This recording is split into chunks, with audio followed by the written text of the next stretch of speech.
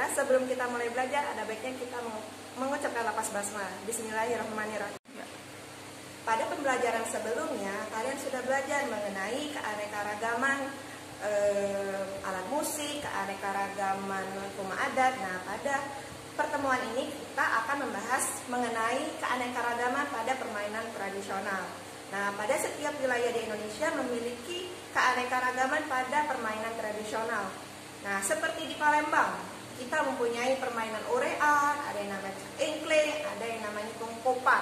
Nah, pada pembelajaran hari ini kita akan membahas mengenai keanekaragaman pada Provinsi Bali. Nah, di Bali ini kita akan membahas 3 permainan tradisional. Yang pertama ada yang namanya meong-meongan. Nah, meong-meongan ini pernah kita praktekkan pada saat kelas 3, tapi kita menyebutnya namanya kucing dan tikus. Nah, pada permainan meong-meongan ini minimal terdiri dari 8 orang.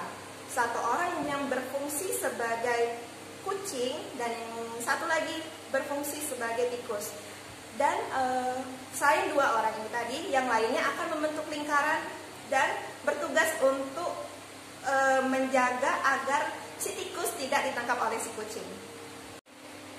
Nah, permainan kedua adalah permainan benteng-bentengan atau sering disebut dengan rerebonan.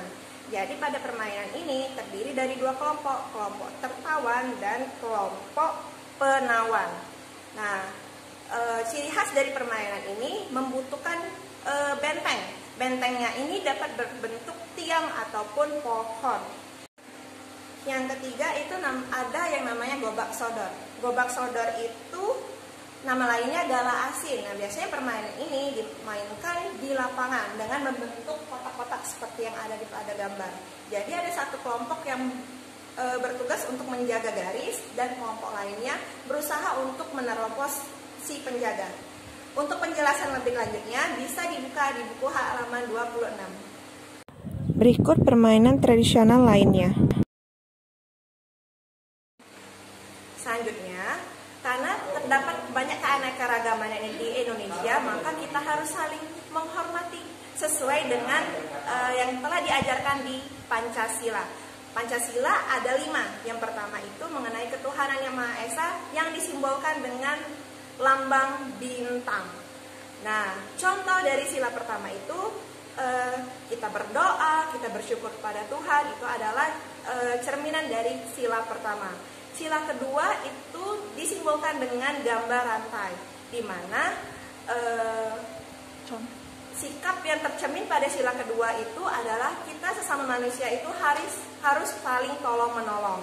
Sila ketiga disimbolkan dengan pohon beringin, artinya contoh cerminan sikapnya itu adalah sesama manusia kita harus saling menghormati, baik itu menghormati perbedaan ras, perbedaan agama, dan lainnya.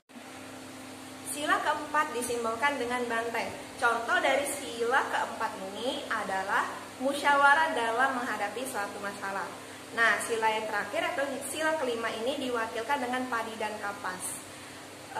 Contoh dari sila kelima ini adalah bakti sosial. Nah, sebenarnya mengenai Pancasila ini sudah kalian pelajari dari kelas 3. Untuk lebih lengkapnya kalian bisa baca lagi di buku kalian kelas 3 atau membuka lagi di buku kita di halaman 28.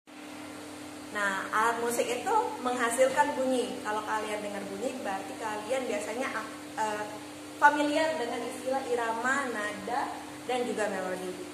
Irama itu adalah panjang pendek atau juga cepat atau lambatnya bunyi.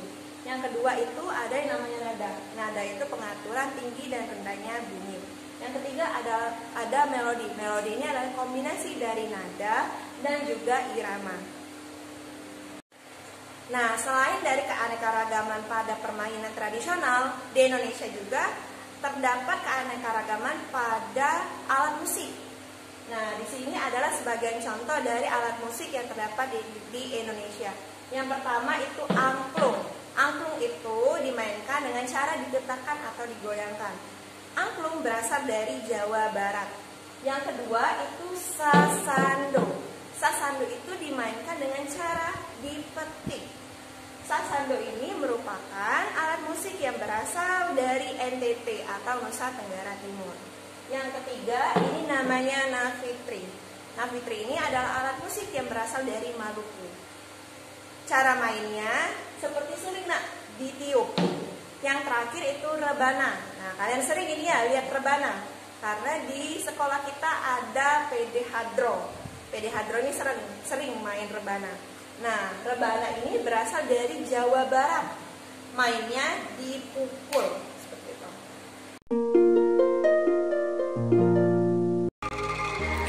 Berikut adalah contoh alat musik angklung pada lagu Tanah Airku.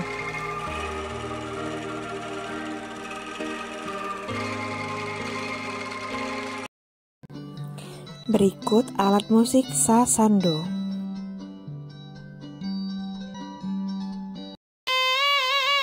Alat musik naviri.